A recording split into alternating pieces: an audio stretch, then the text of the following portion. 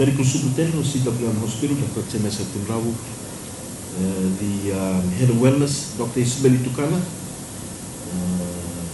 senior officials of the Ministry of Health that are gathered today, clinicians and doctors, nurses, and other allied health professionals, and also our corporate staff, to the survivors of stroke. I thank you for this opportunity to come and address you this morning.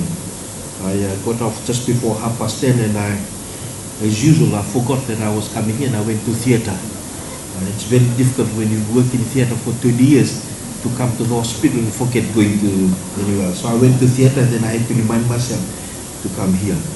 I'm very grateful to be here because whilst we are celebrating and raising awareness about cancer and Pinktober, I think it's also important for the nation to understand that as many people have stroke, as many as we have cancers. And I've been looking at some of our data, and there's an estimate that about 1,000 to 2,000 people suffer in many forms of stroke in a year. And if that is the case, then collectively it's still much more than we have in cancers. And whilst stroke may not necessarily kill everybody, but it does limit the functions of those who have stroke. And they can be limited in many ways, maybe completely or even partially. And as I said earlier, it may not limit the quantity of life, but the quality of life is what is limited. And today is a powerful reminder of the importance of empowering everyone in the nation on the knowledge of stroke, which is the most common non-communicable disease. And today we are celebrating World Stroke Day with the theme Face the Stroke and Stroke is Treatable. We know that stroke is a preventable disease, and we hope always in retrospect that the patients or the people that had stroke, we always in retrospect hope that they did not have stroke. We always can look back and reflect and say, maybe if this was done, if that was done, or maybe if the medicines were taken, or maybe if smoking was stopped, they could have prevented stroke. It's responsible for more deaths annually than AIDS, tuberculosis, and malaria combined. Yet it is a silent epidemic. And this is a time to act, because it affects our brothers, our sisters, it affects our dads, our moms, it even can affect our children. And it has no respect for race, for religion, there's no respect for ethnicity or for age. And we have a rising incidence over the last 40 years, 4 decades. If we look at the data around the world, in the first world countries, in the developed countries, stroke is decreasing over the last few years by 10%. In the developing countries like Fiji, it is increasing by 10%. So once they're coming down, developing countries and undeveloped nations are still going up. And that's why we need to raise a lot of awareness around stroke. 1 in 6 people will have stroke in their lifetime. And 81% with heart disease will have a stroke. I've been told that the youngest to suffer stroke in Fiji was 12 years old. 30% of those will need assistance for the rest of their lives.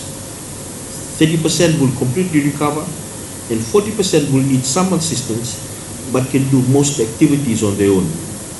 In response to this crisis, the World Stroke Organization launched the World Stroke Campaign to intensify awareness on the fight against stroke. And this is directly in line with World Stroke Proclamation, which says, 1, stroke is a global epidemic that threatens lives, health, and quality of life.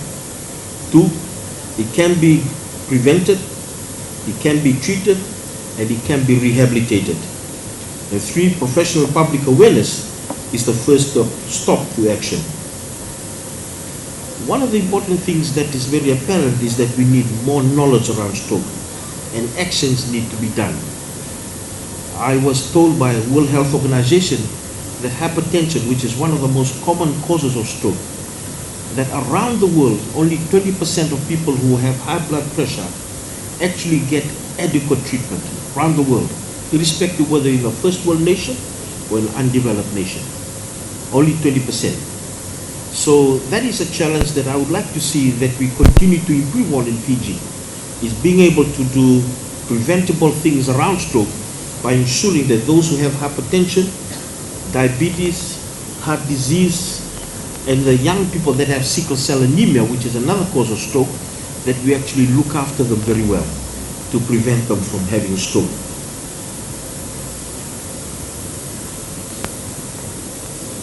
I'm very grateful that what I've noticed in Fiji is there are a lot of families, community-based groups, professional societies that support those who have had stroke.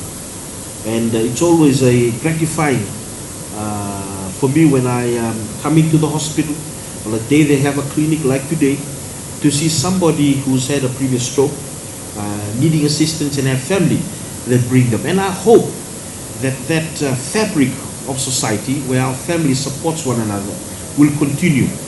And the Ministry of Health can only do so much, the doctors and nurses. We need the support of families to be able to look after people with stroke. We need to increase awareness to the public, and within health professionals, I'm challenging them that are here today. We need to raise awareness. I remember 2 or 3 weeks ago when we had the Pinktober launch, this place was full to the brim. And I'm challenging us, the health professionals in this room, to advocate more around stroke, so that there are more and more of us that are really passionate about preventing stroke and looking after those who've had stroke. We need to send a unified, consistent message to the world by coordinating and enhancing existing stroke campaigns to sustain a global act. We must act now. We must disseminate that information. We must work in areas of rehabilitation to be able to support those who have survived stroke. And with those words, I have a great pleasure in declaring today the Fiji World Stroke Days celebration open, and thank you.